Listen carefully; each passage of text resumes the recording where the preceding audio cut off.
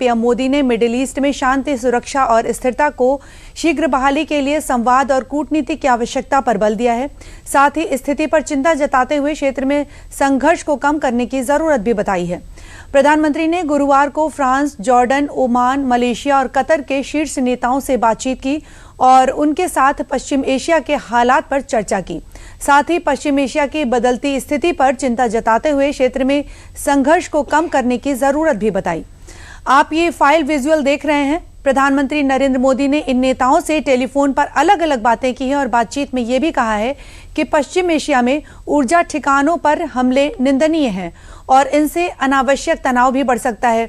PM Modi ने middle east में शांति, सुरक्षा और स्थिरता की शीघ्र बहाली के लिए संवाद और कूटनीति की आवश्यकता पर बल दिया है।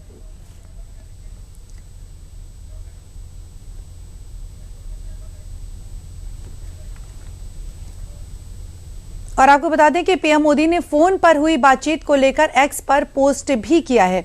पीएम मोदी ने एक्स पर क्या कहा है पोस्ट में, ये भी हम आपको बता दें। उन्होंने कहा है कि मैं जॉर्डन के शाह से बातचीत करके उन्होंने कहा, मैंने फ़ोन पर अपने भाई जॉर्डन के शाह अब्दुल्ला द्वितीय को ईद की शुभकामनाएं दी। हमने पश्चिम एशिया में बिगड़ती स्थिति पर चिंता व्यक्त की और क्षेत्र में शांति, सुरक्षा और स्थिरता की शीघ्र बहाली के लिए संवाद और कूटनीति की आवश्यकता पर बल दिया है। पश्चिम एशिया में ऊर्जा ठिकानों पर हमले निंदनीय हैं और इनसे अनावश्यक तनाव बढ़ सकता है। साथ ही भारत और जॉर्डन माल और ऊर्जा के निर्बाध आवागमन के लिए प्रतिबद्ध हैं। हम क्षेत्र में फंसे भारतीयों की सुरक्षित वापसी में जॉर्डन के जो प्रयास हैं उन्हें हम तहे दिल से सराहना करते हैं।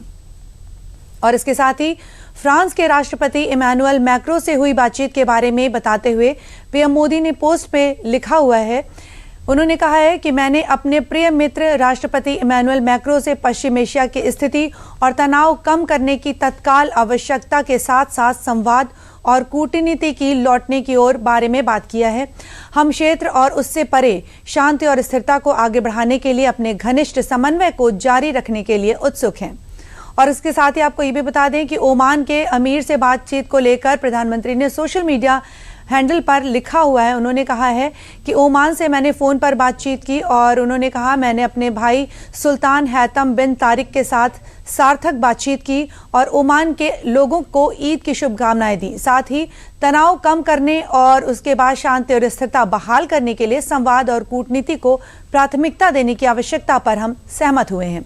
और इसके बाद उन्होंने मलेशिया के पीएम अनवर इब्राहिम से फ़ोन पर हुई बातचीत को सोशल मीडिया हैंडल एक्स पर साझा करते हुए उन्होंने लिखा है, उन्होंने कहा कि मलेशिया से फ़ोन पर उन्होंने बात की और उन्होंने कहा कि हमने पश्चिम एशिया में बेहद चिंताजनक स्थिति पर भी चर्चा की और संवाद और कूटनीति के माध्यम से तनाव कम करने और शांति व स्थिरता की शीघ्र बहाली के प्रति अपनी साझा प्रतिबद्धता है को उसको दोहराया है।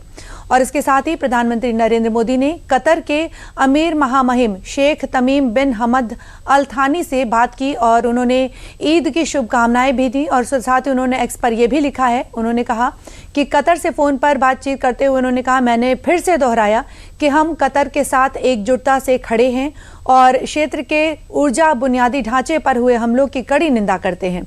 मैंने भारतीय समुदाय को दी गई देखभाल और समर्थन के लिए आभार भी व्यक्त किया और क्षेत्र में शांति और स्थिरता की कमान की। हम होर्मुज स्ट्रेट में सुरक्षित और निर्बाध नौवहन के पक्षधर हैं।